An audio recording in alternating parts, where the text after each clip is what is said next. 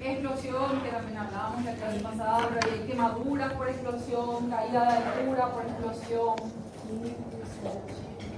quemaduras por radiación, quemaduras por químico, otros mecanismos de trauma. No sé, de tránsito, agresión por tercera, de tránsito y agresión por tercero y quemaduras. Otros mecanismos.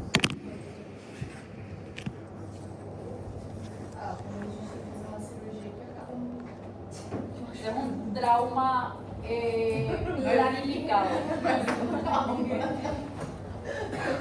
Es un trauma. Un trauma controlado, exactamente. Otro trauma accidental. Envenenamiento, intoxicaciones. Después puede ser envenenamiento, intoxicaciones por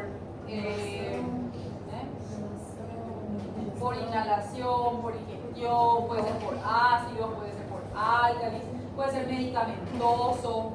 Los que preparan su cóctel o todo lo que encuentran en su farmacia, en su casa, mezcla todo y toma. Los niños que encuentran accidentalmente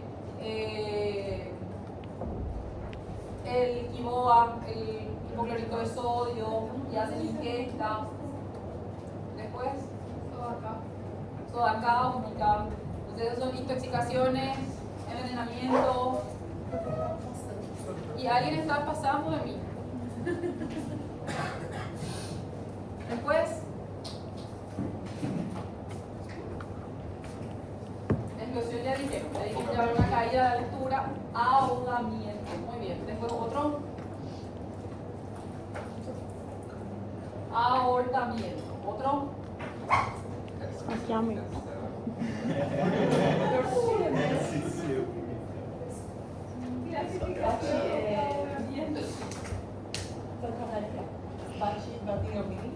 Y ahí va a ser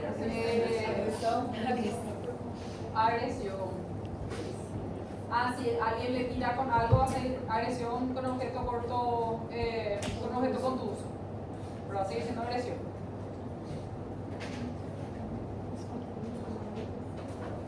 Después, es agresión. Ustedes con una bocina luego, no se cortan el dedo, no cierran la puerta del auto por su dedo. Ese es trauma directo, en una sola región, que es donde agarró, ¿verdad? Que se rebanaron el dedo con el cuchillo. Herida cortante, trauma directo. ¿Qué pasó? Que você falou de cortar o dedo, ela corta muito bem. Ela corta muito bem. Experiei. Muy bien. Después, eso es trauma directo. Van a buscar solamente en el lugar en donde hubo la agresión, no van a buscar en todo el cuerpo. La caída de altura, el accidente de moto, van a buscar en todo el cuerpo la agresión o una lesión en el paciente. Después, ¿algo más?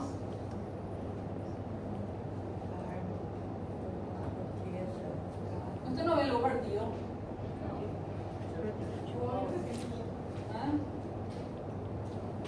No practica ninguna actividad física.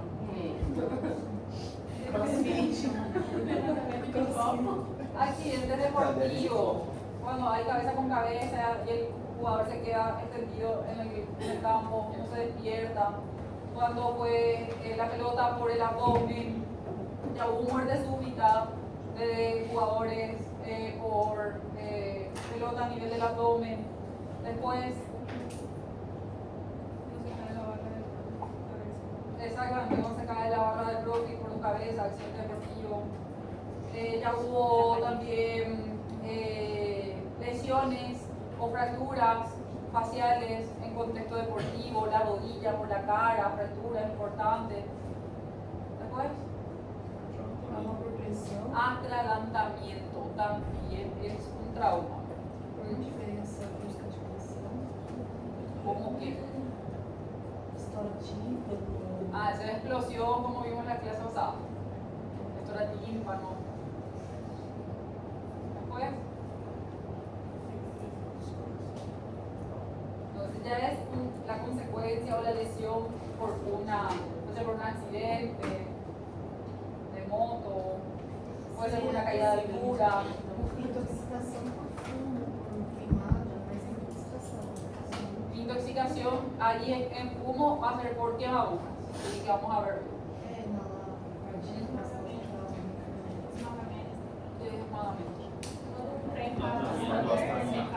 Aplastamiento, pero va a seguir siendo un tren, va a ser entonces dentro del tránsito, porque va a ser un peatón, ¿sí? Derrumbe, ahí sí, es otro mecanismo. Muy bien. Después, derrumbe, deslizamiento. Después, ya está. Avalancha, derrumbe, deslizamiento de tierra, de nieve.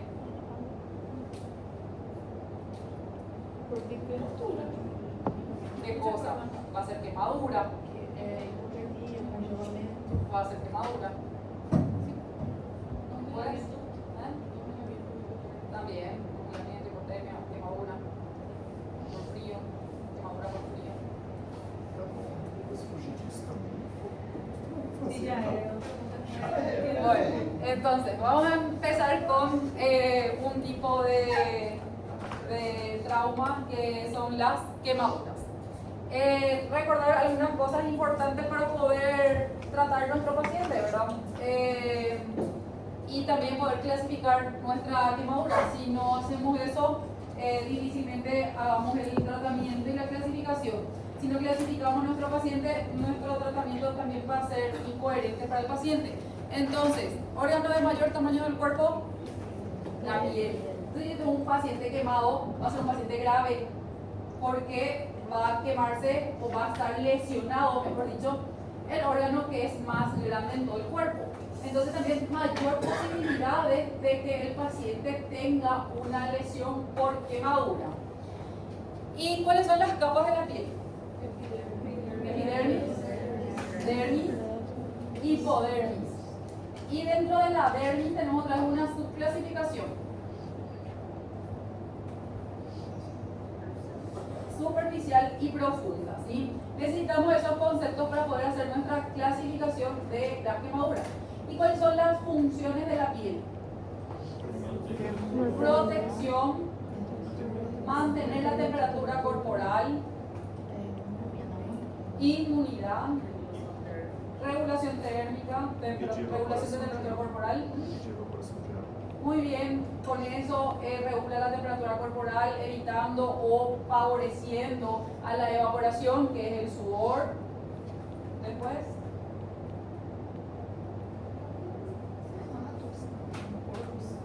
le da un formato al cuerpo. Identificación del paciente. ¿En qué región? En la mano, por la piel, por las huellas digitales. Identificación. Eso es muy importante porque si tenemos un gran quemado, que quemamos todas las manos, no se le reconoce la cara, y quemar las huellas digitales, difícilmente podamos reconocer al paciente. Aunque hay otra forma de reconocer que son también por los dientes. Después, ¿qué más hace la piel? Protección mecánica, regula la temperatura.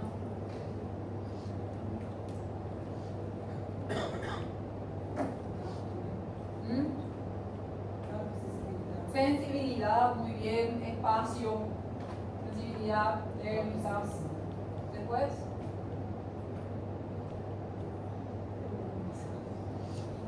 no absorbe nada. ¿Qué absorbe?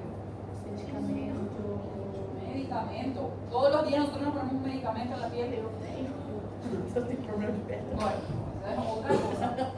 Pero normalmente todo el momento está absorbiendo medicamentos. No, ¿qué absorbe? ¿Eh? Agua. Después. Y energía solar, que es vitamina D, ¿verdad? ¿Para qué? ¿Para qué absorbe vitamina D?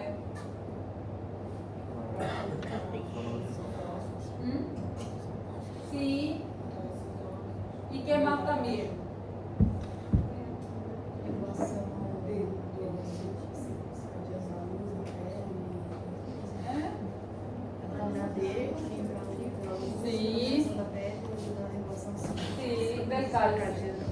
¿sí? Y del ritmo circadiano. Muy bien, regulación del ritmo circadiano. Después, ¿ah? ¿De qué? Muy bien, ¿qué más?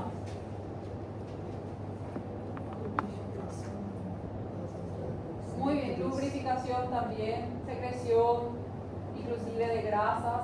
Después, que es el sebo, que protege también la piel. Y después, ¿qué pasa con el color de cada uno? Si nos vamos al sol, nos testamos. ¿Quién tiene color?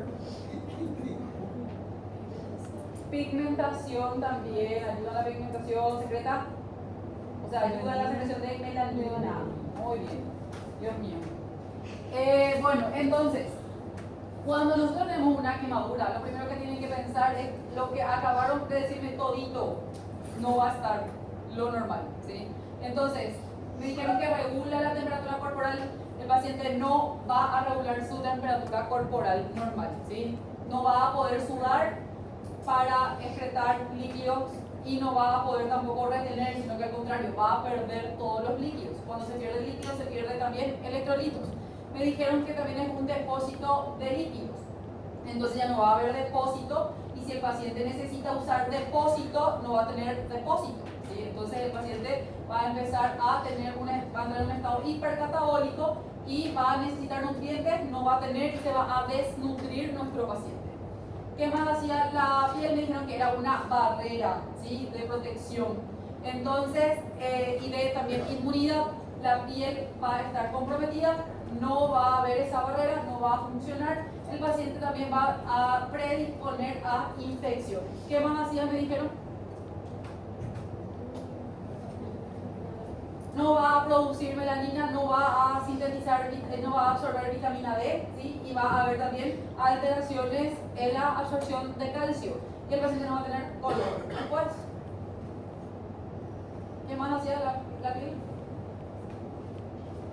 Bueno, eso es el principio, ¿verdad?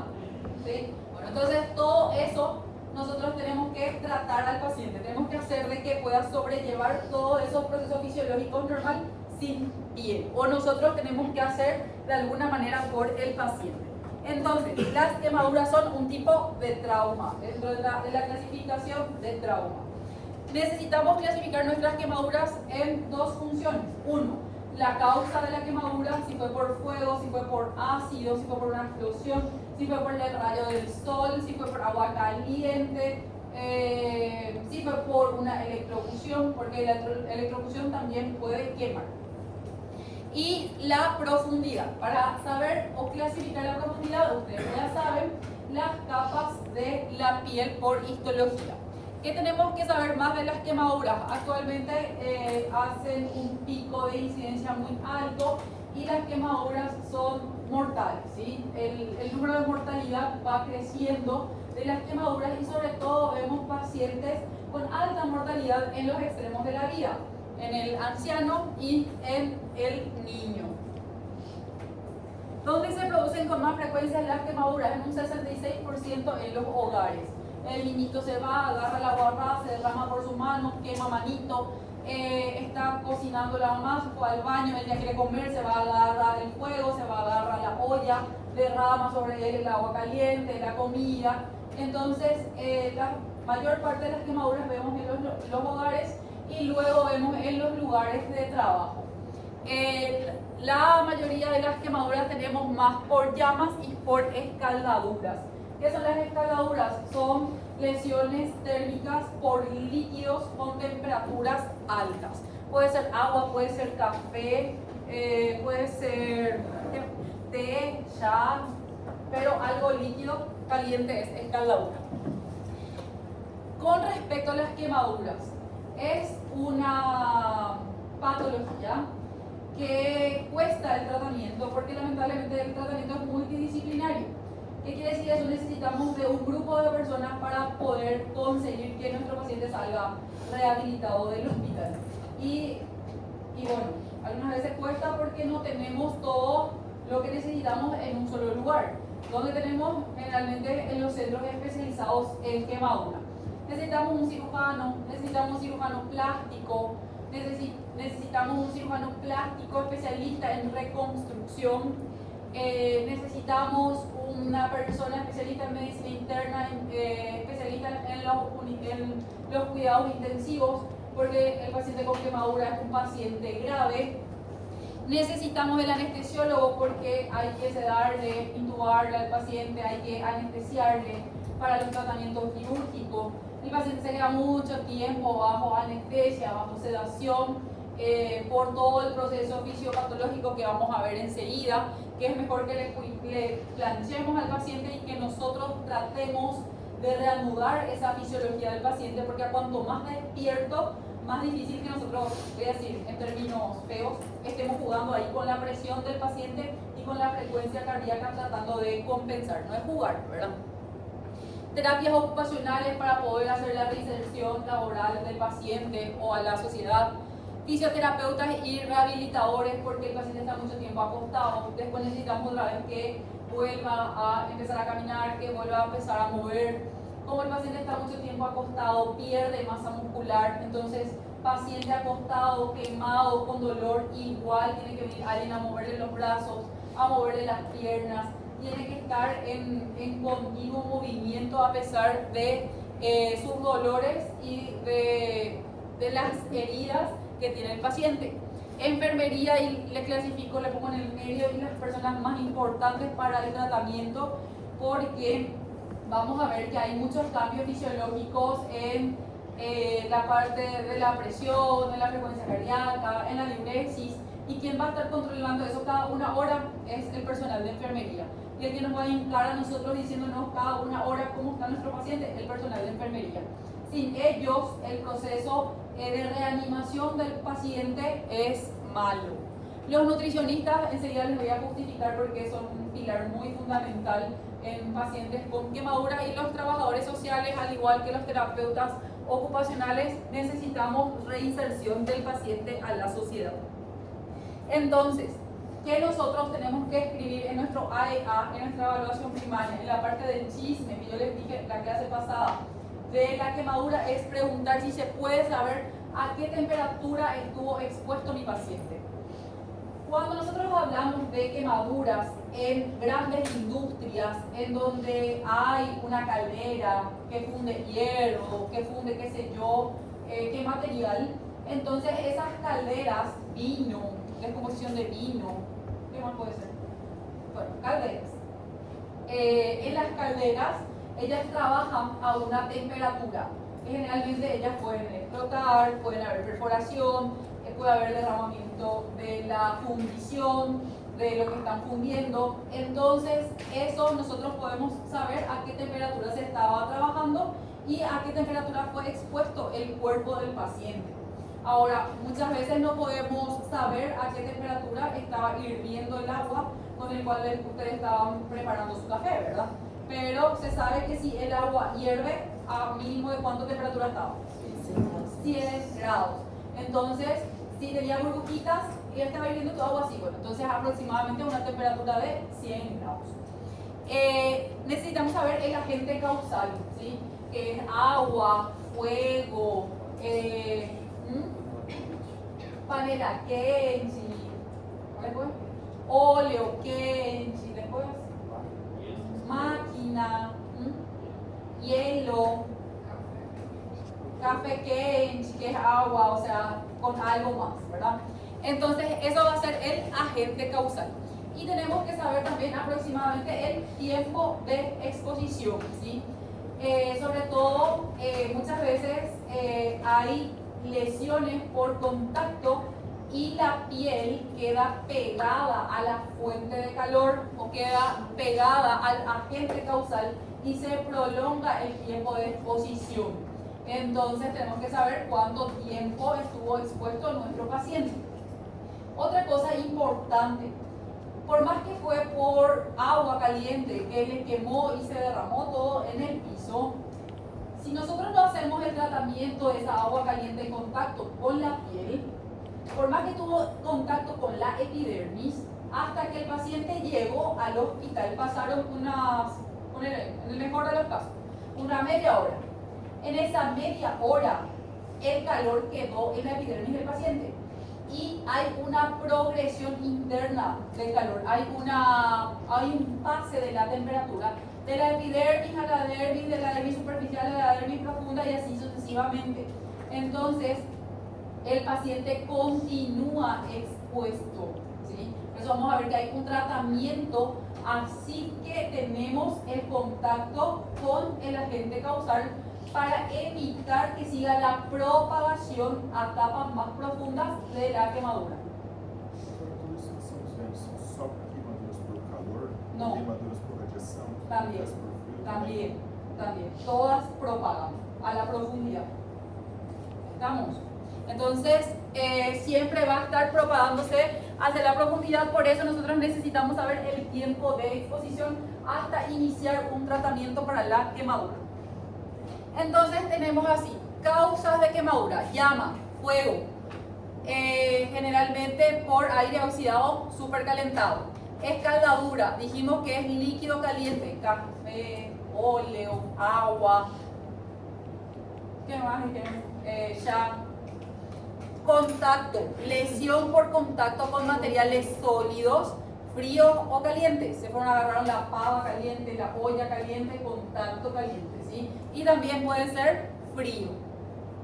Química, contacto con sustancias químicas nocivas, los que trabajan en laboratorios, los que utilizan ácidos, álcalis, hablamos del hipoclorito de sodio, del aguarrás, no sé cómo es en portugués. Aguarrás también, excelente.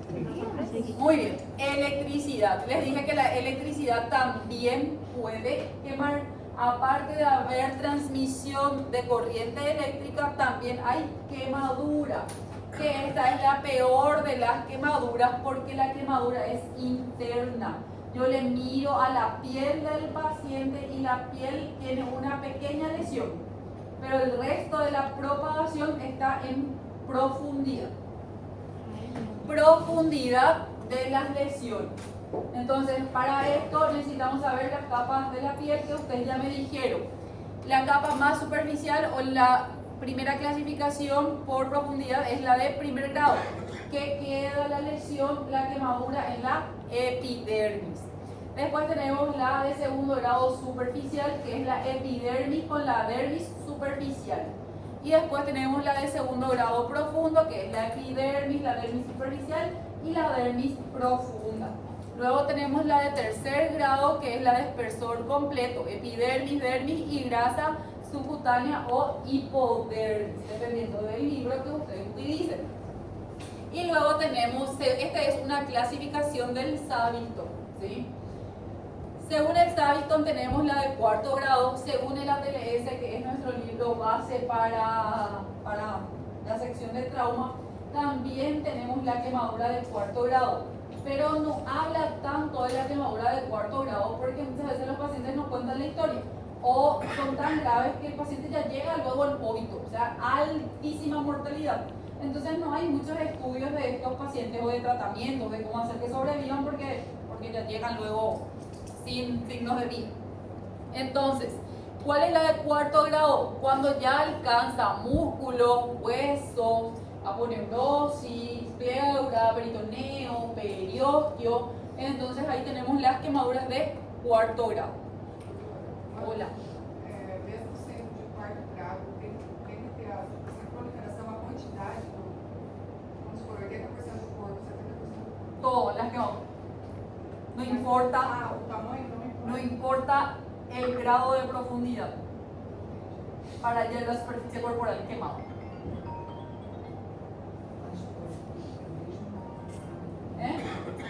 No mesmo acidente pode ter graus diferentes. Claro que sí. En várias partes do corpo. Sí, puede. Dependendo das doenças.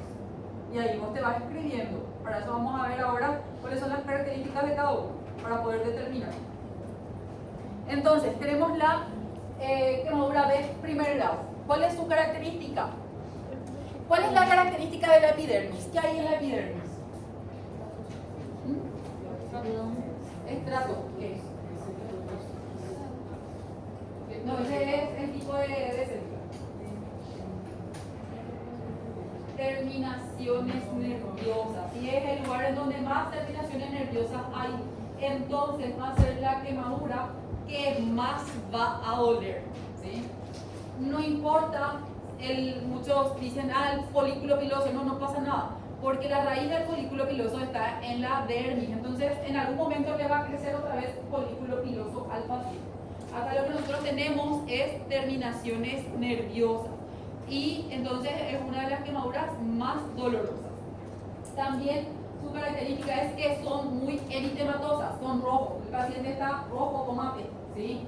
Y palidecen al contacto. ¿Qué quiere decir eso?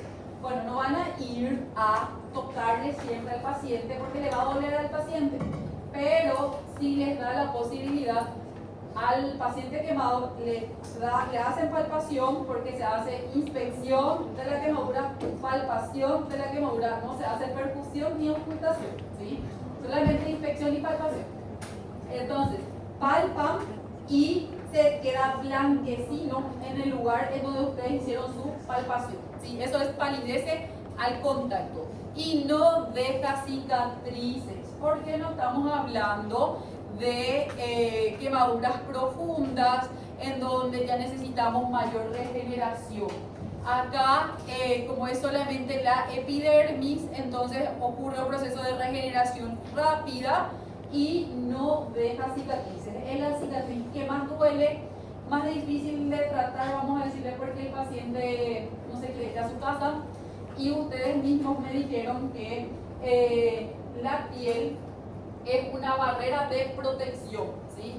Y si nosotros tenemos un paciente de quemadura de primer grado, que generalmente son los que se exponen por largo tiempo al sol, quieren quedarse internados porque les duele y no se quieren ir a la casa. Entonces, ¿qué cosa le van a decir ustedes? No, te vas a la casa porque acá vas a agarrar cualquier bichito o los bichitos mismos que están en la piel del paciente. ¿Cuáles son los dos bichitos normales en la piel del paciente? El estafiloaureus y el epidermis, que ellos son normales en la epidermis, pero una vez que ya van a la dermis pueden causar una celulitis, que es la infección de las capas más profundas de la piel. Entonces, le mandan al paciente para que no agarre un bicho intrahospitalario, una infección de partes blandas, ya que la inmunidad de ese paciente está comprometida. Ahora sí, van a tratarle para esto y para esto al paciente. ¿Estamos? Bueno, después tenemos las quemaduras de segundo grado. ¿Cuáles son las características? Que ya alcanza la epidermis superficial, la de segundo grado superficial, y la dermis profunda, que es la de segundo grado profundo. ¿Cuál es su característica? La de segundo grado superficial es una de primer grado. ¿Qué quiere decir eso? Va a doler, va a estar rojo, pero aparte de eso ya va a haber ampollas.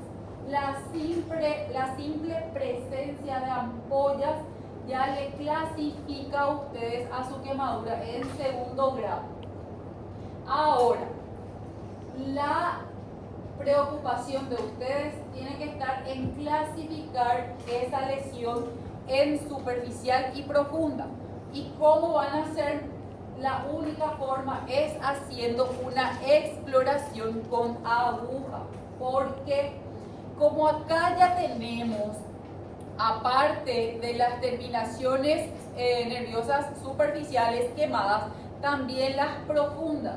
Entonces el paciente empieza a sentir menos el dolor. Entre la de primer grado y la de segundo grado, la de segundo grado duele menos, ¿sí? Entonces la que menos duele es la de segundo grado profundo. Entonces si el paciente viene espléndido, sin ninguna queja, pero con una quemadura con ampollas, tienen que estar casi por seguros de que es un segundo grado profundo. Entonces ahí agarran una agujita, le hincan al paciente, y si en las capas más profundas duele, entonces quiere decir que es una de segundo grado profunda. no palidecen también al contacto. Professora, qual é feito esse teste? Agarra una aguja y le clava al paciente.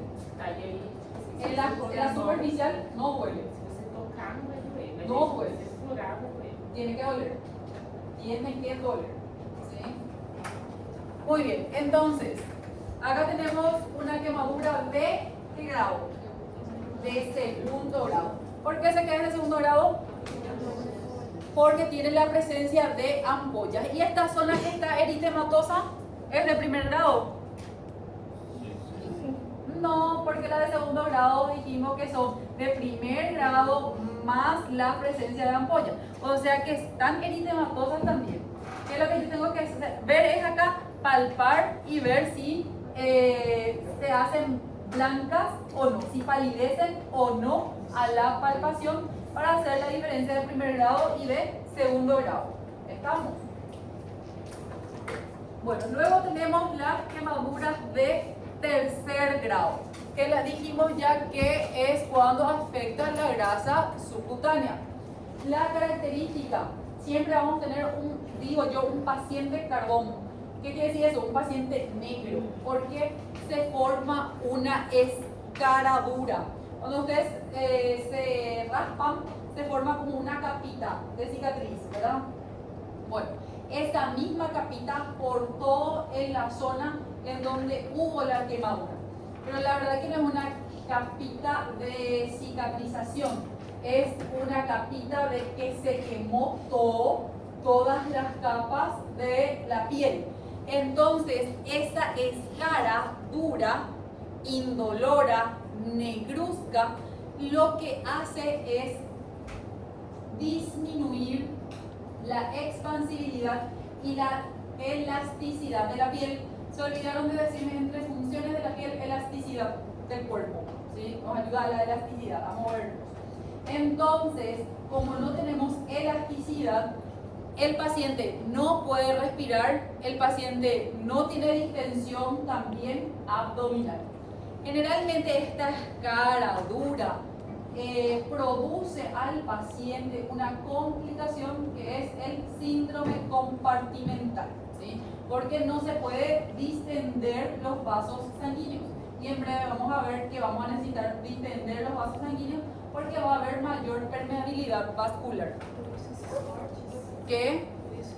Por eso estos cortes que vamos a ver enseguida también, que es parte del tratamiento. ¿Para qué? Para ayudar a que se distienda el cuerpo. Volviendo un poquito a la de segundo grado. La superficial, ella palidece al contacto. Ella palidece al contacto. Sí. Y la profunda no palidece al contacto. Pero la superficial aún duele. Sí, duele. La otra no se va a doler al hacer la prueba con agua. Exactamente. Eso le toca. Bueno. Entonces, de tercer grado. La de cuarto grado, como muestra aquí en la imagen, es la que afecta ya al músculo, a la aponeurosis, al peritoneo, a la pleura, al periósteo. Entonces, la del cuarto grado, los libros no hablan mucho de ella porque, como les dije, generalmente el paciente, si llega vivo en minutos, no llega luego ni a la hora de vida. En minutos generalmente ya se produce el deceso del paciente. Son altamente mortales. Una vez que nosotros clasificamos nuestra herida por nuestra inspección y por nuestra palpación, por nuestro examen físico, tenemos que proseguir a contar la superficie corporal quemada, SQT, superficie SCT, superficie corporal total Q quemada, ¿sí? En algunos libros van a encontrar solamente SQT, SCQT, todos son las mismas cosas, superficie corporal quemada, superficie total corporal quemada, ¿sí? ¿Cómo se hace para poder encontrar la extensión de la quemadura? Por una regla que se llama la regla de los 9. Entonces, en un paciente adulto, la cabeza es 9% si se quemó anterior y posterior. Si solamente se quemó anterior, es 4.5. Y si se quemó solamente posterior es 4.5. El cuello, no importa si es anterior o posterior, siempre va a ser 1%. Se quemó solamente la zona anterior como la paciente de la quemadura de segundo grado, entonces 1%. ¿Estamos? No importa si no tiene quemadura posterior. El tórax y el abdomen están todos juntos y son 18%. 18% anterior, 18% posterior. Ay, doctora, se quemó solamente el tórax, no se quemó el abdomen. Bueno, les voy a enseñar otra manera de encontrar, de hallar la superficie corporal quemada. Pero difícilmente la quemadura quede como una línea recta en un solo lugar. Como ven, los bordes son irregulares. Entonces sumamos todo. Quemó el tórax, quemó el abdomen, o sí o sí. O quemó el abdomen, quemó el tórax, o sí o sí. Difícilmente justito la quemadura sea en una línea imaginaria que pasa a nivel del décimo espacio intercostal, que es la zona de transición entre el tórax y el abdomen. No hay eso, ¿sí? Por eso lo sumamos o todo o nada. Después tenemos los miembros superiores. Cada miembro es 9%. Lo que pasa es que tenemos también anterior y posterior. Entonces, 4.5 anterior, 4.5 posterior. La misma cosa que el tórax y el abdomen. No puedo cortar a la mitad mi brazo. Entonces, quemó solamente antebrazo, no importa, 4.5. ¿Sí? Quemó solamente el brazo, igual, 4.5. ¿Sí? No es que ese 4.5 voy a dividirlo otra vez en dos, mitad para antebrazo y mitad para brazo. ¿Sí? Solamente cambio o divido en la mitad si es anterior o si es posterior. Después nos vamos a el miembro inferior. El miembro inferior es mayor superficie que el miembro superior. Entonces el doble del miembro superior al miembro inferior, 18% y 18%. Otra vez, mitad y mitad. 9% para la región anterior, 9% para la región posterior. Y para la región genital, 1%. ¿Entendió? 9. ¿El tórax y el abdomen es 18% o es 9, 9? No, 18%. 18%, 9, 9 y 18, 18, 1, 1. ¿Estamos? En el niño cambia un chiquitito, porque el niño, por ser más chiquitito, mayor posibilidad de aumentar la superficie corporal quemada.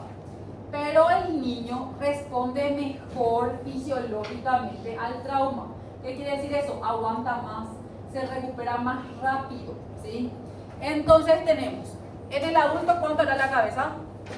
9. El niño es más cabeza que cuerpo, ¿sí? Hasta que crezca y se vuelva un adulto. Entonces la cabeza va a ser 18%, mayor superficie.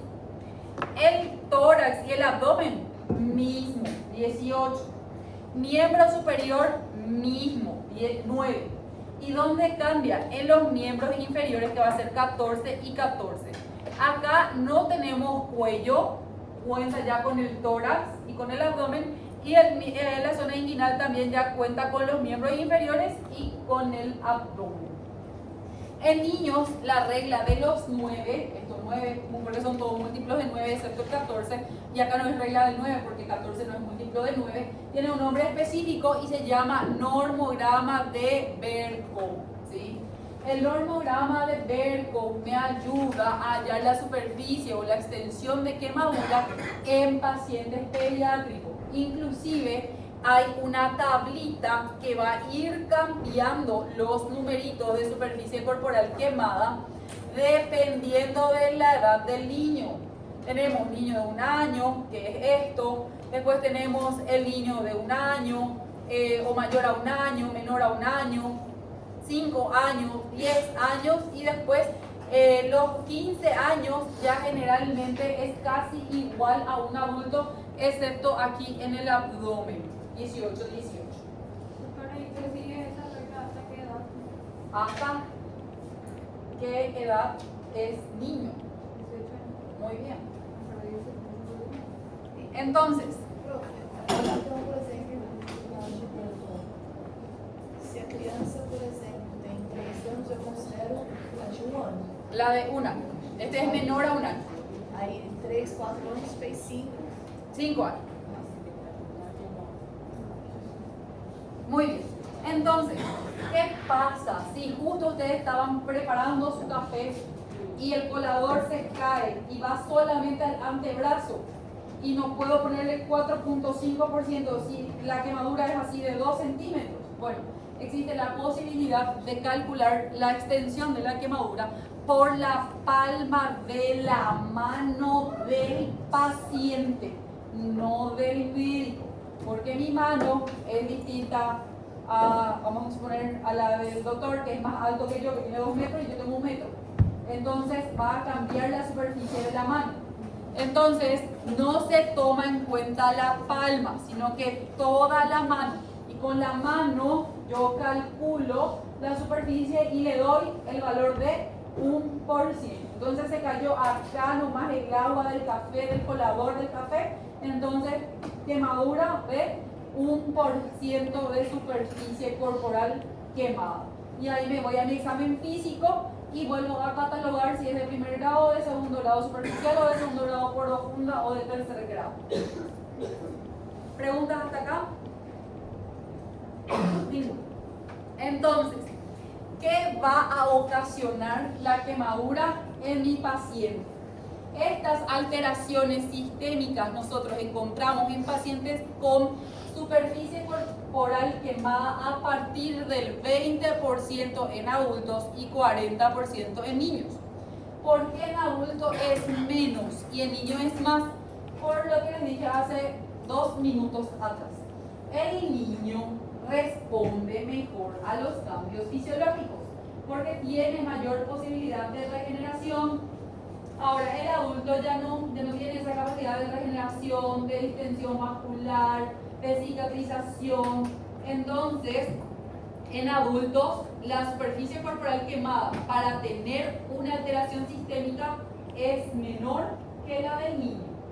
Entonces, ¿cuáles son las alteraciones sistémicas que voy a tener?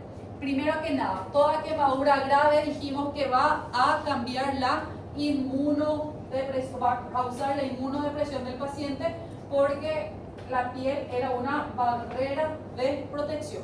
Eso quiere decir que no solamente en la zona en donde está quemado, sino que cualquier parte del cuerpo del paciente va a ser propenso a sufrir una infección, ¿sí? Porque toda la inmunidad baja, no es solamente en la zona de la piel en donde está quemado, pero con mayor énfasis en la zona de la piel donde está quemado. Me va a causar una permeabilidad vascular y edema.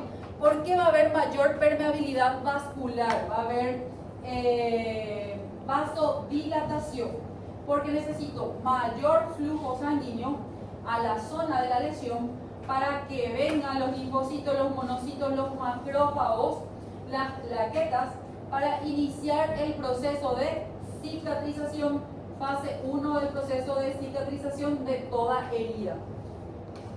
Luego voy a tener alteración hemodinámica. ¿Por qué? Porque voy a tener vasodilatación. Cuando tengo vasodilatación, mayor flujo sanguíneo, entonces ¿qué pasa a nivel cardíaco? ¿Qué pasa? Baja el gasto cardíaco porque hay menor retorno venoso.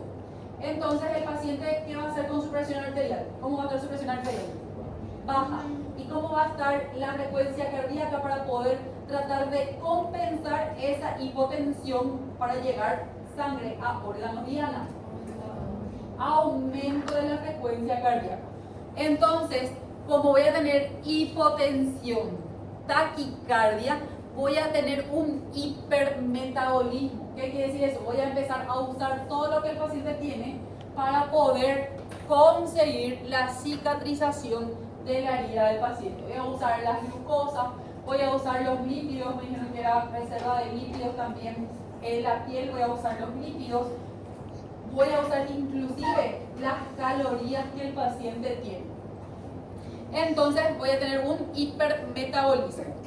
Como hay permeabilidad vascular y edema, no es solamente que eso ocurre en el lugar de la quemadura, eso ocurre en todo el cuerpo del paciente. Esa permeabilidad vascular y ese edema ocurre también en la mucosa intestinal.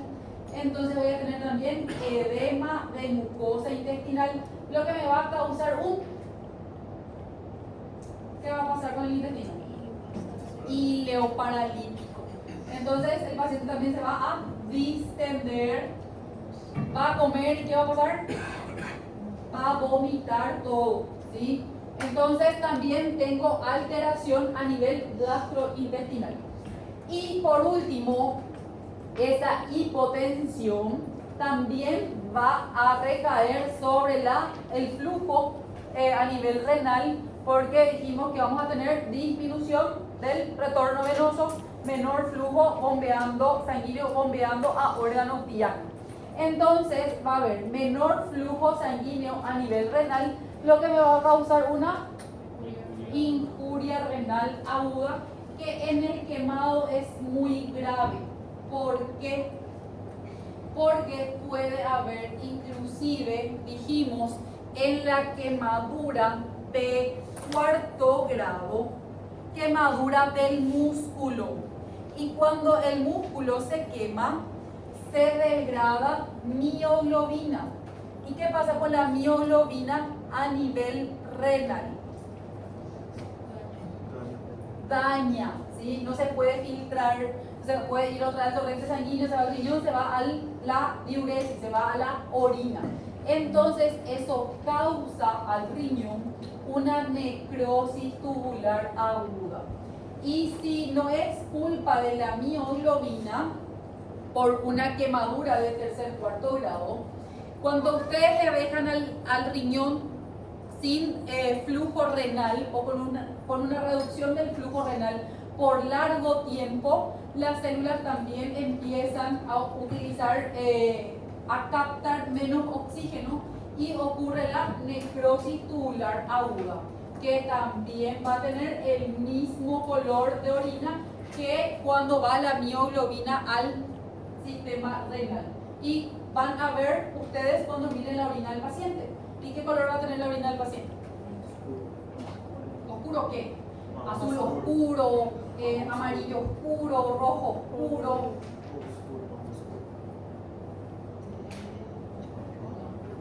Coca-Cola va a ser la orina del paciente. Negro es la orina del paciente, ¿sí? Entonces, ¿cómo ustedes van a ver la orina del paciente? Le van a poner una sonda a todo paciente que tiene alteración sistémica. Eso quiere decir que todo paciente con superficie corporal quemada de 20% en adultos, sonda vesical. Control de diuresis cada 1 hora. Control de signos vitales cada 1 hora. Control de glicemia cada 1 hora.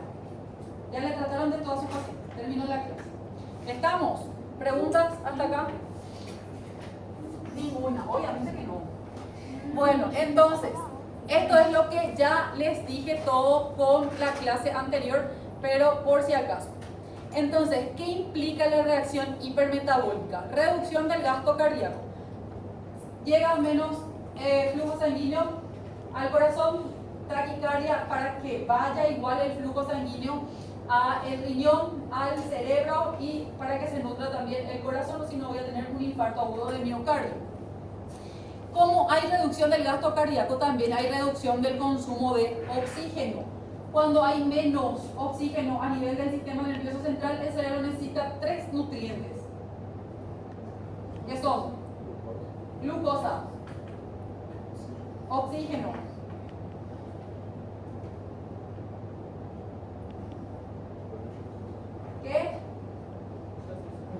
y agua. Entonces, si ustedes tienen reducción del gasto cardíaco, no se va agua suficiente al cerebro. Si ustedes tienen... tengo que cambiar. Si ustedes tienen reducción del consumo de oxígeno, menos oxígeno al cerebro. Si ustedes tienen estado hipoglicémico porque están en una reacción hipermetabólica y pierde azúcar el paciente, entonces menos azúcar al cerebro. ¿Cómo va a estar el paciente de ustedes? En coma va a estar el paciente de ustedes, ¿sí? Entonces, una de las cosas que también tienen que evaluar cada una hora, aparte de la presión arterial, aparte de la diuresis del paciente, aparte del azúcar del paciente, es el estado de conciencia y pérdida neta de proteínas. El paciente pierde muchísima proteína. ¿Por qué? Porque dijimos que va a haber un aumento de la permeabilidad vascular, va a haber una vasodilatación. Entonces, ¿qué va a pasar? Va a reducirse la presión oncótica plasmática, va a aumentar la presión intersticial por las pérdidas de proteína. ¿Qué hacía la proteína en el plasma? Regulaba justamente la presión oncótica, permitía la entrada y la salida de los electrolitos. Entonces vamos a tener inflamación. La inflamación que dijimos que va a ser generalizada, no va a ser solamente en el lugar en donde está la lesión. Y que va a haber edema. ¿Dónde va a haber edema? Generalizado, ¿sí? No solamente en el lugar de la lesión, inclusive hablamos de que va a haber edema a nivel intestinal. Entonces vamos a hablar de todo lo que va a producir a nivel del intestino. En el aparato digestivo, ese edema va a causar, dijimos, un ileo paralítico, porque las mucosas van a estar todas hinchaditas, ¿sí? Van a estar edematosas. Cuando llega a un punto de ese edema y la mucosa deja de trabajar porque no puede absorber nada, nutrientes, por el edema, entonces empieza a atrofiarse, deja de funcionar. Cuando deja de funcionar, entonces vamos a tener una alteración de la absorción intestinal. ¿Y qué hace el intestino? Absorbe glucosa y absorbe aminoácidos. Vamos a tener un descenso de la captación de aminoácidos y un descenso de la captación de glucosa, lo que explica la hipoglicemia del paciente y lo que explica la hipoproteinemia del paciente. ¿Por qué explica la hipoproteinemia del paciente? Porque los aminoácidos son los que forman las proteínas. Si no tengo aminoácidos, no tengo proteína.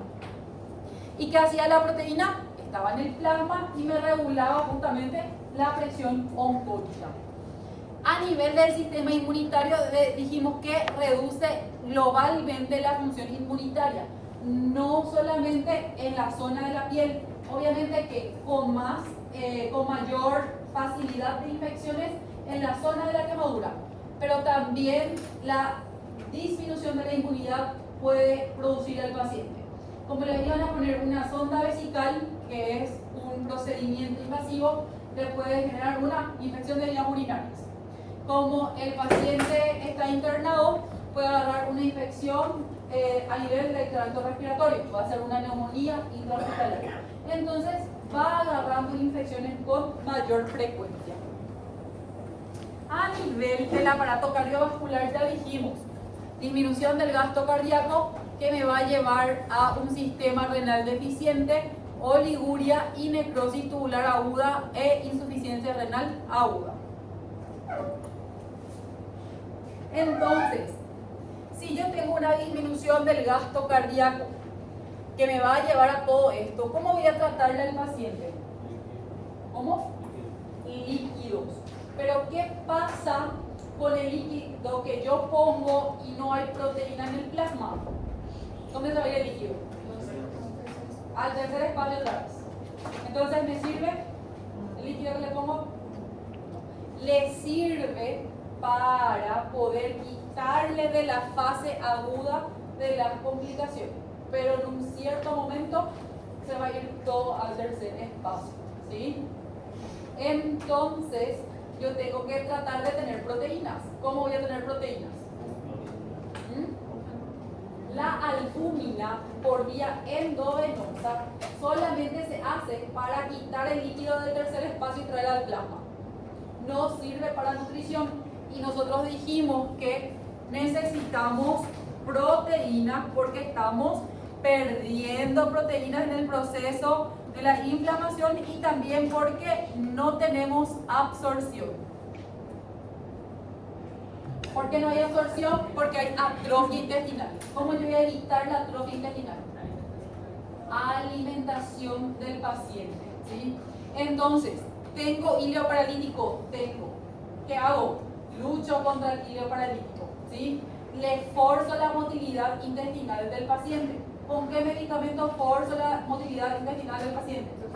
Prokinéticos. Entonces, pongo prokinético, tengo movilización del intestino, le nutro al paciente a pesar del edema del intestino. A pesar de todo eso, el paciente sigue vomitando, no tolera la vía oral, bueno, se suspende la vía oral por el hilo paralítico y ahí me voy a la segunda vía de nutrición, que es la nutrición parenteral total por una vía venosa central. Pero le doy al paciente los aminoácidos que necesita para poder sintetizar las proteínas y también glucosa también va por la nutrición parenteral total.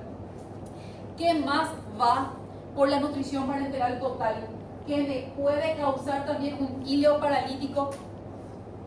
¿Cuál es la segunda causa del hilo paralítico? Aparte de cirugía, paciente, hipopotasemia. El paciente pierde líquido, entonces pierde electrolitos. Si ustedes le reponen su líquido, si le reponen sus electrolitos, también luchamos con el hilo. Si el hilo es solamente por el edema intersticial de la mucosa, con su prokinético yo les prometo que su paciente responde al hilo paralítico. Entonces van a poder nutrirle sin ningún problema.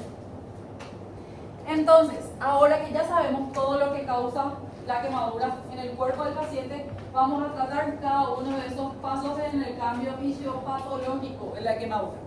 Primero dijimos que cuando el paciente se quemó, cuando queda ahí el agente causal o salió el agente causal, continúa la propagación de la quemadura a capas más profundas.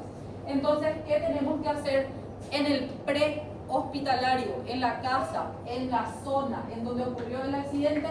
Detener el proceso de la quemadura. ¿Cómo? Retirarle a nuestra víctima de la fuente o del agente causal. Después de retirar del agente causal, tenemos que irrigar la zona con agua a temperatura ambiente. ¿Qué hacemos algunos? Con agua fría sobre la zona quemada, que es una piel sensible, ¿sí? Que es una piel inclusive que si quemó todo a capas más profundas, entonces que ya no sirve. Y cuando volvemos a destilar con agua fría, producimos una segunda quemadura en el paciente.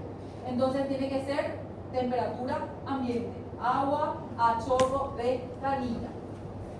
Asegurar la vía aérea y la ventilación. Todo paciente quemado necesita oxígeno suplementario hasta llegar al hospital y hasta que el médico lo evalúe, determine la superficie corporal quemada, determine el grado de quemadura y su tratamiento específico para el agente causal y para el grado de superficie corporal quemada. Y manejo de la circulación. Dijimos que el paciente rápidamente pierde líquido al tercer espacio. Entonces tenemos que nosotros reponer, dijo el doctor, la volemia adentro del plasma. Entonces para eso necesitamos colocar un catéter periférico para poder mejorar la circulación. Por taller 2, ¿cuáles eran los catéteres periféricos de grueso calibre que usamos en trauma? 14, 16 y 18. Colores. ¿Qué? Azul, naranjado, verde y gris. Y dijimos que los colores chulinitas son para niños. Rosadito, celestito y amarillito. Muy bien. Entonces van a pedirle a la persona que está encargada del prehospitalario, si ustedes están en el hospital y le dicen, llevamos un paciente con quemadura por llama, ustedes lo primero que le van a decir al que le auxilió fue, derrámale agua hasta que lleguen al hospital, a la herida, ponerle oxígeno en la ambulancia si tienen oxígeno por donde sea, por cánula nasal, por máscara facial, con tal de que llegue al hospital con oxígeno y que pónganle una vía periférica en cualquier lugar que ustedes consigan canalizar una vía, que sea catéter 14, 16 o 18. ¿Eso es mano arriba? Sí, pregunta. La misma cosa. Quitarle al paciente de la zona de electrocución, porque muchas veces cuando es por electrocución se queda ahí electrocutándose, ¿sí?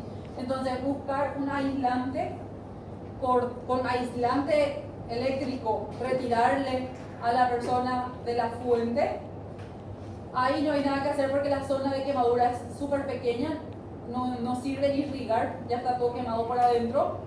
Es colocarle oxígeno, colocarle una vía periférica y trasladarle al hospital. Y vemos más tarde las quemaduras por electrocución. ¿Estuvieron clases con el doctor? No, ¿verdad? No. Bueno, adelantándoles, así pero rápidamente, todo paciente con trauma, dijimos en la clase pasada, en el AEA nosotros hacemos el XABCDE del trauma. Entonces el paciente llega al hospital, ustedes son los médicos de guardia y lo primero que tienen que buscar es la X. X de exsanguinación. Difícilmente un paciente quemado se exsanguine, porque se quema y se queman los vasos sanguíneos también y se forman microtrombos. Entonces difícilmente se muera desangrado un paciente quemado, pero puede haber. Después nos vamos a la A, de vía aérea y columna cervical. Yo les dije en la clase pasada que en el AEA nosotros hacemos el primer examen físico. ¿Cómo se hacía el examen físico en cirugía general? O en medicina interna. Cabeza, cuello, tórax, abdomen, miembros, sistema nervioso central, genitourinario y después. No, ya se entra a tórax. Tórax dividen otra vez el respiratorio y cardiovascular. Bueno, nosotros es la misma cosa en trauma. La A significa cabeza, cuello, ¿sí? Entonces rápidamente miramos vías aéreas, nariz, boca, que el paciente consiga meter aire, y la columna cervical, cuello. La B es inspección, palpación, percusión, ocultación del tórax. La C es C de circulación, examen físico cardiovascular.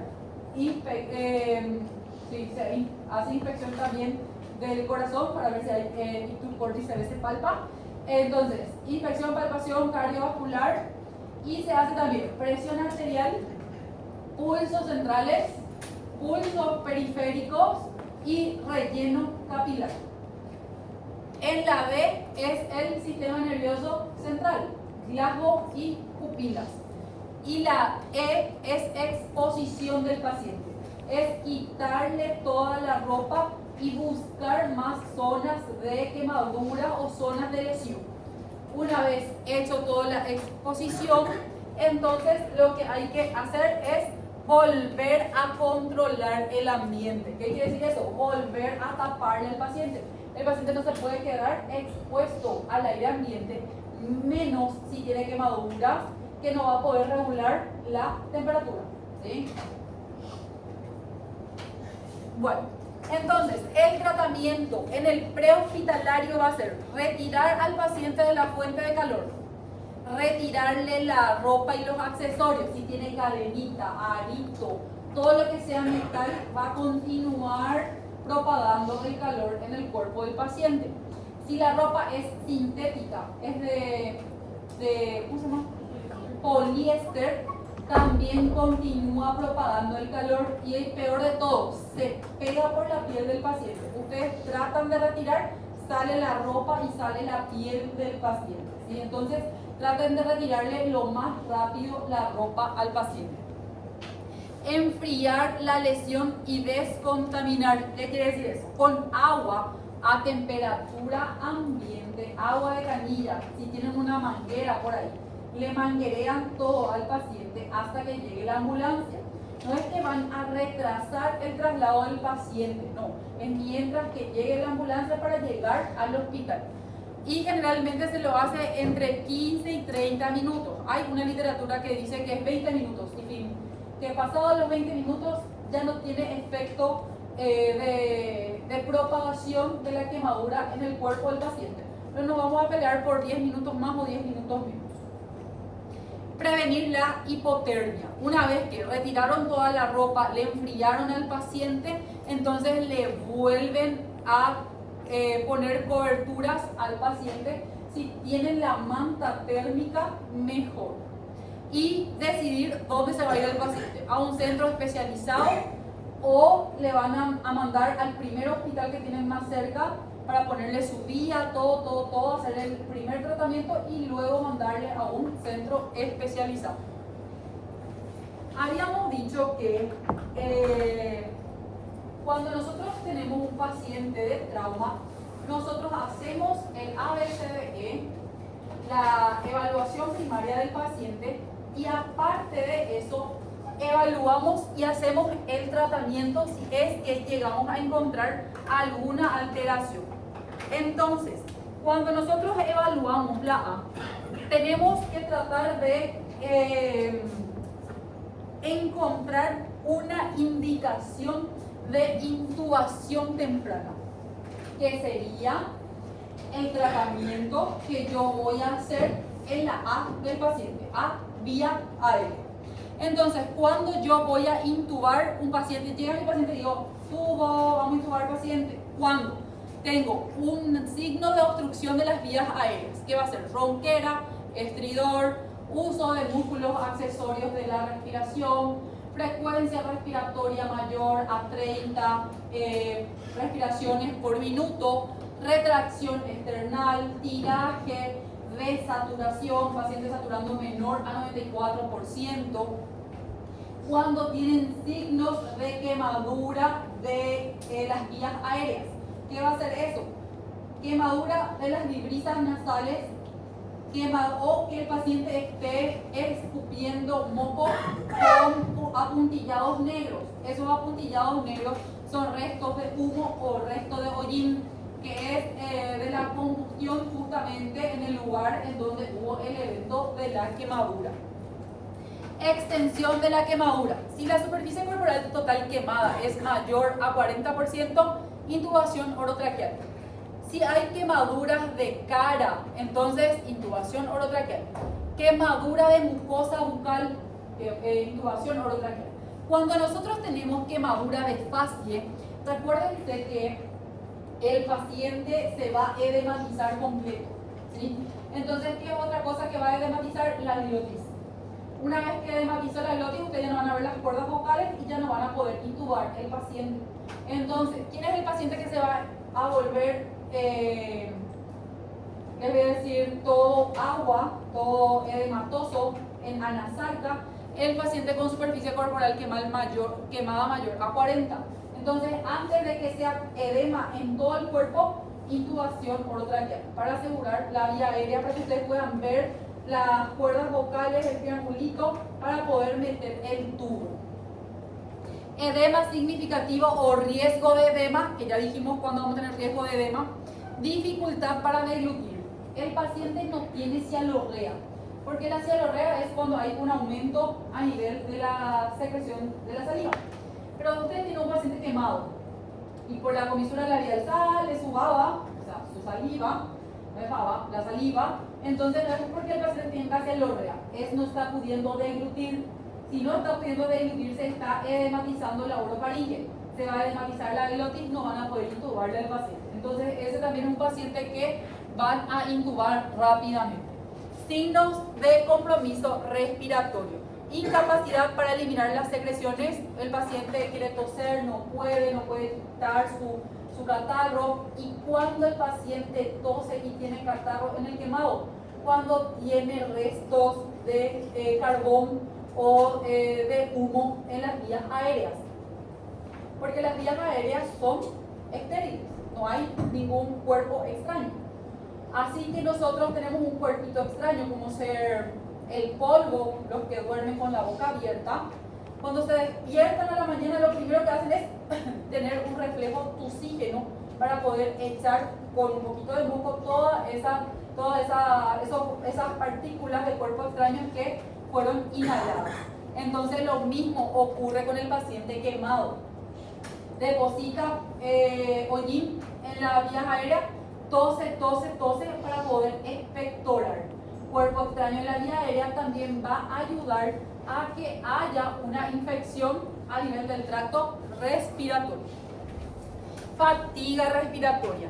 ¿Quién se cansa de respirar? Aquel que tiene la frecuencia respiratoria mayor a 30 respiraciones por minuto. Entonces va a llegar un punto que el paciente le va a decir, yo ya quiero dormir nomás ya. Ese paciente que quiere dormir nomás ya es porque ya le está cansando respirar. Intúbenle rápido. Cuando el paciente está con frecuencia respiratoria alta, pero saturando todavía mayor a 94%, es el momento, ¿sí?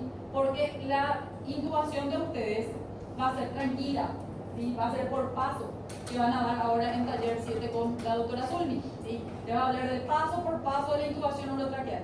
Es el paciente que va a estar espléndido y que ustedes van a estar un poquito estresaditos, pero no van a estar muy estresados porque no se les va a descompensar.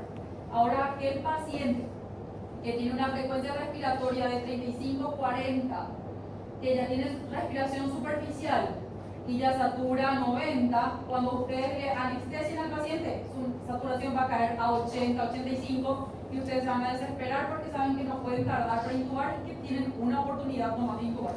O le rescatan al paciente o el paciente va a tener secuelas neurológicas por falta de oxígeno.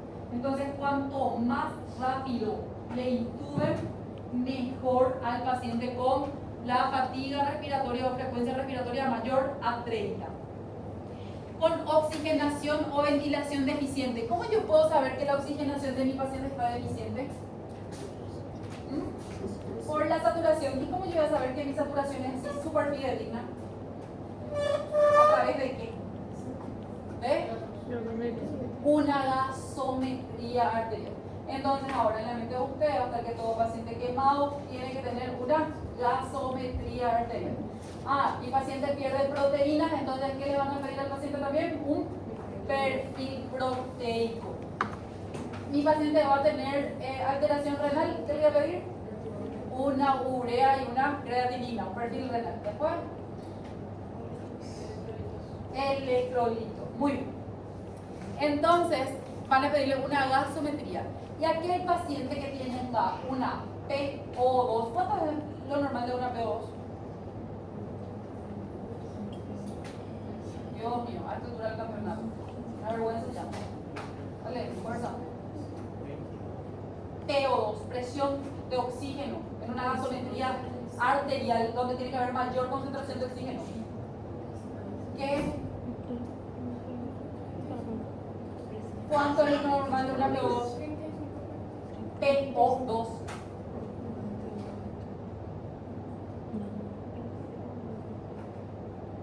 No PCO2, PO2. O oxígeno, molécula de oxígeno.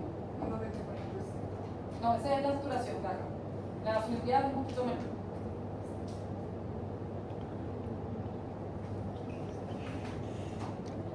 Qué vergüenza. 80, ¿sí? Entonces, menor a 80, estamos en una insuficiencia respiratoria, ¿sí? Entonces, a ese paciente yo le tengo que intubar. Ahora sí, nosotros también podemos tener disminución del nivel de conciencia porque le falta al cerebro 3 nutrientes que ustedes me dijeron, ¿sí? Y uno de ellos es el oxígeno. Cuando el paciente tiene deficiencia de oxígeno, oxigenación deficiente, entonces empieza a retenerse CO2. Y ahí, en la gasometría arterial, ¿cuánto es lo normal de la PCO2? 35 a 45. mayor a 45 en un paciente quemado, 55, 60, entonces el paciente también va a requerir de una intubación para poder quitar esa CO2 que me puede llevar a la alteración de conciencia y darle el oxígeno que necesita y el cerebro ser feliz y vivir feliz, porque sin oxígeno también mueren las células del cerebro. Voy a tener un paciente quemado y cuando le salga de su quemadura y le despierta al paciente para quitarle su tubo, voy a tener un paciente con secuelas neurológicas. Si necesito hacer un traslado y es un paciente gran quemado con largo traslado, por ejemplo Pedro Juan Asunción, le intubo al paciente, ¿sí? El paciente en cualquier momento me puede hacer un edema de glotis y por el camino no le pueden intubar al paciente porque hay loma, porque hay bache, porque el hospital falta todavía 2 horas para llegar al hospital más cercano. Entonces le intubo y aseguro el traslado de mi paciente. Quemadura circunferencial de cuello, intubación orotraqueal, me puede hacer toda quemadura circunferencial, me puede hacer síndrome compartimental. Entonces, antes de que haya un síndrome compartimental en cuello y yo no pueda, tenga también edema de glotis y yo no pueda intubar, le intubo de una ya al paciente. Quanto tempo da queimadura até o edema de intubação? Minutos, dependiendo del grado de quemadura del paciente. Outro, vamos supor se o paciente está no local e ele inalou muito CO2 e ele chegou na emergência com uma queimadura de 2º grau na perna, que ele estava no local, estava tendo, sei lá, estava pegando fogo, vai intubar ele também com Claro que sí. tráquea? Por eso te digo, si es que cuando es esos casos, vos vas a tener un signo de quemadura de vías aéreas o de inhalación. Por eso vos también en la historia clínica de tu paciente, vos tenías que hacer, ¿dónde está? El tiempo de exposición al humo. Entonces sabes que inhaló monóxido de carbono. ¿Qué va a pasar con el monóxido de carbono? ¿Qué va a hacer? Dióxido de carbono. Entonces va a aumentar la PCO2 a nivel arterial y le va a causar también alteración del sistema nervioso central. Le vas a intubar también a tu paciente.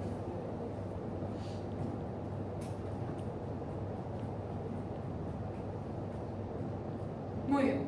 Entonces, A, tratamiento para la A, permeabilización de la vía aérea, permeabilización de la vía aérea, intubación orotraqueal. En el último caso, llegó el paciente, ya está hematizado, no se ve, prueba por lo menos una vez aquel que está más entrenado.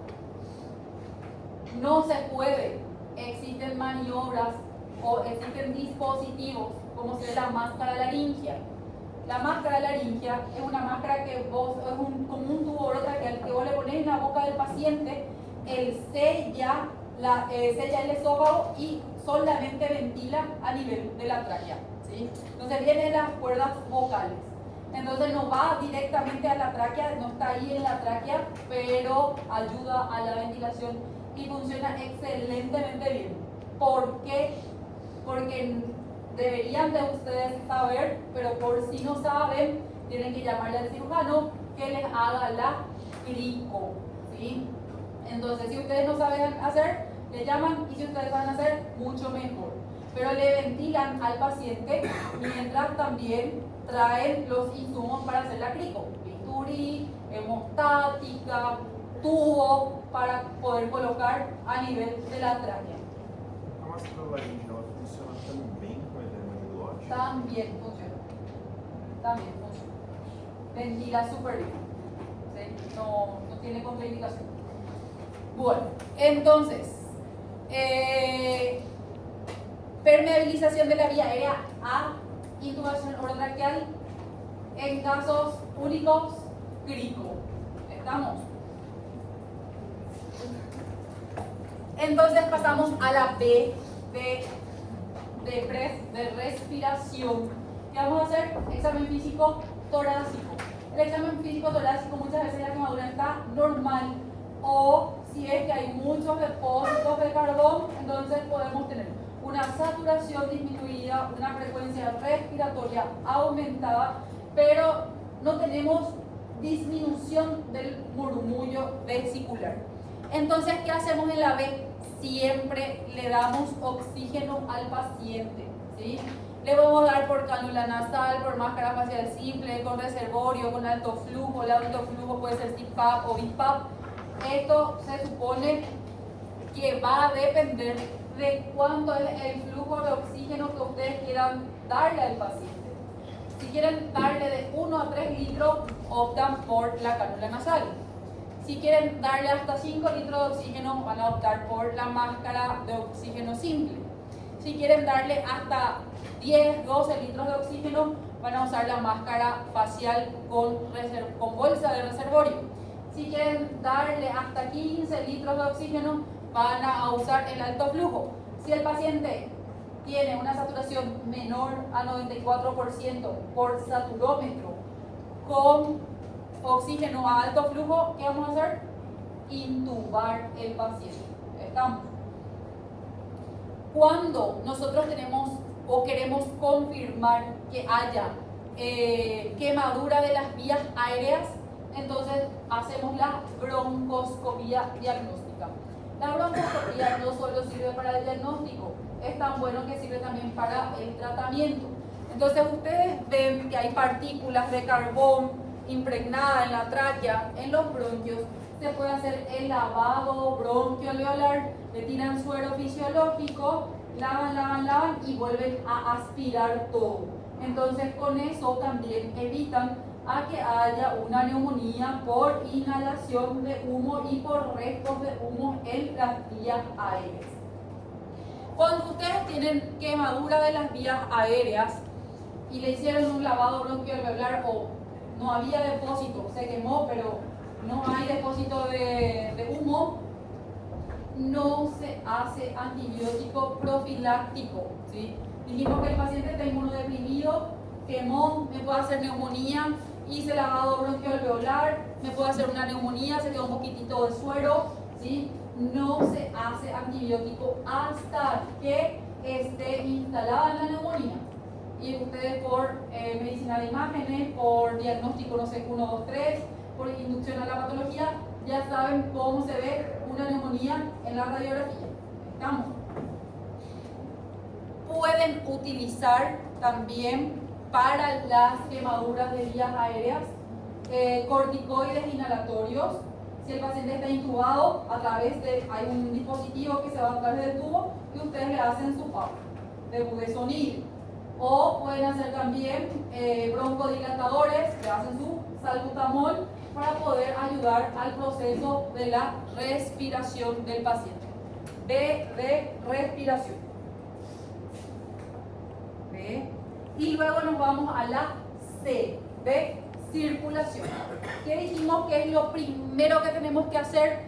Un acceso venoso periférico, que se supone que ya le hicieron en el prehospitalario. Pero este acceso venoso periférico, no solamente en la quemadura, en todo paciente de trauma, tiene que ser 2, uno en cada miembro, o uno en el superior, uno en el inferior, uno en el cuello, uno en el superior, uno en el cuello, uno en el inferior, en la femoral, en donde sea. Pero tenemos que tener 2 accesos venosos. El acceso venoso anteriormente, en las literaturas viejas, van a encontrar que no se puede hacer en el sitio de quemadura, porque se supone que en el sitio de quemadura ya hay mayor probabilidad de translocación bacteriana. Ya va a venir la dermis, el Staphylo aureus, el epidermidis, y que yo me vaya otra vez a hacer una punción, yo misma voy a meter las bacterias al torrente sanguíneo del paciente y darle una bacteriemia y empeorar el cuadro del paciente. Hoy en día, en las nuevas literaturas y en los nuevos artículos científicos, no importa dónde se haga el acceso venoso, con tal de que se haga. Porque esa reanimación polémica lo que tiene que ser al minuto prácticamente que el paciente se accidentó, se quemó y yo ya tengo que estar poniéndole la vía al paciente, ¿sí? Bueno, no así porque primero le tienen que enfriar el cuadro, quitar la ropa, quitar la cosa. Pero prácticamente después de eso ya es colocarle la vía e infundirle líquidos al paciente. Si no se consigue el acceso venoso periférico, nos vamos a un acceso venoso central, yugular, subclavia, femoral. Inclusive si no se consigue un acceso venoso central, tenemos que hacer lo que se llama una descubierta venosa, que hacemos una incisión en el miembro inferior, es como una mini cirugía, y el tejido celular subcutáneo, y antes de llegar al músculo tenemos que encontrar la vena safena. Vemos la vena safena azulcito y ahí mismo le ponemos el catéter al paciente y hacemos una suturita ahí para que el catéter no salga de la vena del paciente. Le anclamos al músculo que está ahí por debajo y cerramos otra vez la piel del paciente. Eso se llama descubierta venosa. Es una técnica quirúrgica también. En niños tenemos la posibilidad de el acceso interóseo, pero para el acceso interóseo necesitamos un trocar específico que ayuda a perforar el hueso y a colocar el catéter. Acá en Pedro Juan no he visto, entonces no sé si se pudiera hacer eso. Qual local faria o intraósseo mais efetivo? ¿Qué cosa? Por exemplo, se tiver troca... En la tibia. Na tibia direto? Siempre en la tibia. Bueno, entonces, ¿a quién le vamos a hacer la reanimación hídrica? A todo paciente adulto con superficie corporal total quemada del 20%. A todo paciente con quemadura de segundo grado, tercer grado, cuarto grado. ¿A quién no le hago reanimación hídrica endovenosa? Al de primer grado. ¿Por qué? ¿Por qué no? ¿Ah? ¿Por qué? ¿Por qué no hay necesidad de hacerlo? ¿Puede perder líquido también? Sí, puede. Porque no tiene cambios sistémicos, ¿sí? Pierde líquido, pero menor cantidad, al punto de que el paciente puede hacer su ingesta oral y hacer su reposición hídrica oral. No necesita ser por vía endovenosa. Entonces, ¿cómo vamos a hacer esta reanimación hídrica? Lo primero que vamos a hacer es calcular la superficie corporal quemada, hallar el peso del paciente, ¿sí? Y si no puedo pesar en la balanza porque el paciente está quemado, y si no tengo una cama que pesa, que solamente tenemos en la unidad de cuidados intensivos, entonces a ojímetro, ¿sí? Y hacemos adulto mayor, varón, mínimo 80 kilos, y mujer 60-70 kilos, ¿sí? Dependiendo de la altura. Hacemos entonces la superficie corporal quemada por el peso del paciente por 2 ml. Van a encontrar dos literaturas. La que nosotros vamos a casarnos es con la del ATLS, que habla que la infusión del líquido que vamos a colocar al paciente va a ser 2 ml, ¿sí? Existe una regla que se llama la regla de Parkland. La regla de Parkland dice 4 ml por peso por superficie corporal quemada. ¿Estamos? Adulto, 2 ml de la solución por peso por superficie corporal quemada. ¿Cómo se hace la hidratación o la reanimación en niños? Se hace 3 ml por peso por superficie corporal quemada. Ahora, la solución a utilizar. Si yo estoy en la calle y vengo con una ambulancia o con una patrullera o con un bombero voluntario, le pongo la primera solución que yo tenga, ¿sí? Si tengo suero fisiológico, le pongo suero fisiológico. Pero lo ideal, lo que el libro dice que se debería de poner en primera instancia es el Ringer lactato, ¿sí? A todo paciente con trauma, la hidratación y la reanimación polémica es con Ringer-Lactat. Lo que no quiere decir que a falta del Ringer no le haga nada. Eso es lo que está mal. ¿Estamos? No le pueden no hacer nada al paciente. Algo le tienen que hacer. ¿Sí? Y el niño, el pediátrico, aparte de hacerle 3 ml por peso por superficie corporal quemada, la solución que se utiliza en los niños es el glucosato. ¿Sí? El niño hace más hipoglicemia. ¿Sí? La pediatría, 3 ml kilo peso. 3 ml por peso por superficie corporal quemada. El niño, la hidratación normal del niño es luego con glucosato. ¿Sí? Entonces eso va a ser fácil. No se van a olvidar porque ustedes ya tienen pediatría. Muy bien. Ahora, 2 por el peso del paciente, suponiendo que el peso del paciente sea 70 kilos, por la superficie corporal quemada, qué sé yo, me dé acá un 3000 de solución que yo tengo que pasarle al paciente en 24 horas. Yo no puedo pasar 1 litro en una vía y 1 litro en la otra vía, esperar a que termine uno de ellos y colocarle el tercer frasco, porque a medida que voy mandando los 3 litros se va a ir al tercer espacio. Y yo voy a ser la que voy a aumentar el edema, la nasalca del paciente. Entonces, lo que se hace es la mitad de lo que sale acá voy a pasar en las primeras 8 horas. Y hoy el ATLS, la última edición, dice que esas primeras 8 horas se cuenta desde el momento del accidente. Entonces ustedes tienen que saber las horas post-trauma que lleva el paciente de quemadura. ¿Sí? Y aproximadamente. Nadie se accidenta y mira la hora que se accidentó. Não, mas por exemplo, teve uma queimadura e ele desmaiou. Foi encontrado, Y ahí no sabes entonces horas post-trauma. aí só vai nas 8 horas da hora que chegou e. Exactamente.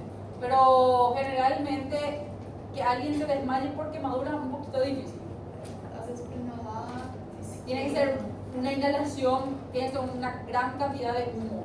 Tiene que ser un ambiente totalmente cerrado, que ocurran en las industrias. Y siempre hay más de una persona y hay alarma de quemadura, de incendio. Entonces sabemos la hora de que inició el fuego. Entonces, la mitad en las primeras 8 horas y la otra mitad en las siguientes 16 horas. Una nueva actualización también de la TLS de la 11ª edición. 11, ¿sí? 11. Dice que esto no es fijo.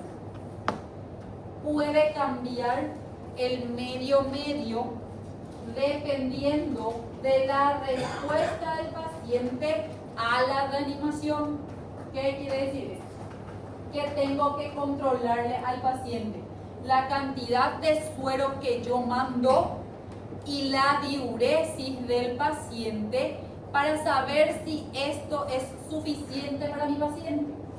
Entonces, dijimos que todo paciente con superficie corporal total quemada de 20% va a tener sonda vesical. Ustedes empezaron sus primeros litros. En 1 hora de que está yendo la hidratación del paciente, el paciente tiene que orinar 0,5 kilopeso hora. De 0,5 a 1 ml kilopeso hora. Entonces, si el paciente pesa 80 kilos, ¿cuánto tiene que orinar en 1 hora? 40 ml hora. Entonces, ¿qué dice ahora el ATLS? Si el paciente orina menos de 40, ustedes no van a nacer medio en las primeras 8 horas.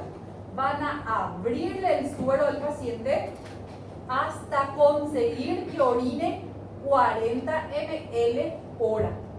Cuando orina 40 ml hora, bueno, ahí empiezan otra vez a regular el goteo, ¿sí? Y completan las horas subsiguientes.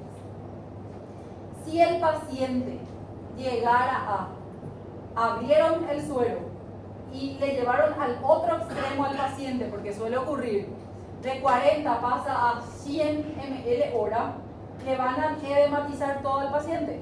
Van a hacer síndrome compartimental y edema agudo de pulmón. Entonces van a cerrar el goteo hasta conseguir que lleguen otra vez a los 40 ml hora y así van ajustando.